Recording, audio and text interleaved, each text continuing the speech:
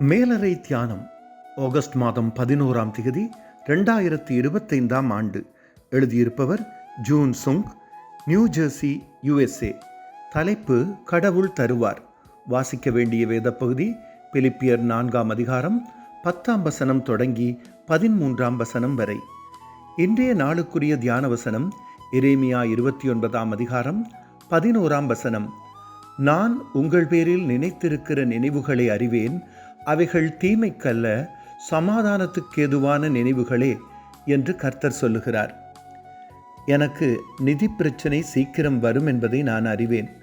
பல்கலைக்கழகத்தில் 2ஆம் வருட படிப்பு ஆரம்பமாகப் போகிறது. கடந்த வருடம் எடுத்த கடன் நிலுவையில் நிற்கிறது.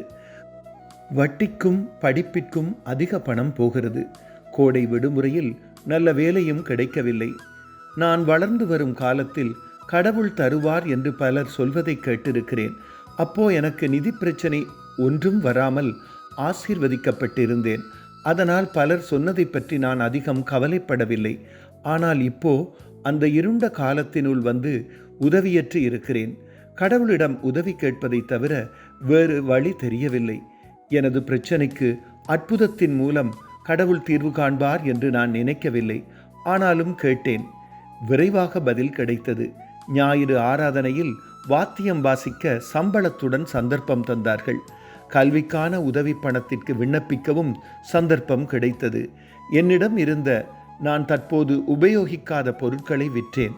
கடவுள் சிறிய கதவுகளை திறந்து எனது தேவைகளை நிறைவேற்ற வழிகாட்டினார். சிறிய கவலைகள் இருந்தாலும் கடவுளை நோக்கி பார்க்க தீர்மானித்ததற்காக மகிழ்ச்சி அடைகிறேன். நான் எதிர்பார்க்காத விதத்தில் கடவுள் எனது தேவைகளை நிறைவேற்றுவார் என்று நம்புகின்றேன். ஜெபம். அன்பான கடவுளே, தேவையின் போது உதவி கேட்கிறோம். ஏற்கனவே தந்தவற்றிற்காக நன்றி சொல்கின்றோம். ஆமேன். இன்றைய நாளுக்குரிய சிந்தனை. கடவுள் தருவார், ஆனால் நான் எதிர்பார்க்கும் நேரத்திலோ அல்லது முறையிலோ அல்ல. கர்த்தர் தரும் பாதுகாப்பும் சமாதானமும் இந்த நாளில் உங்கள் அனைவரோடும் கூட இருப்பதாக.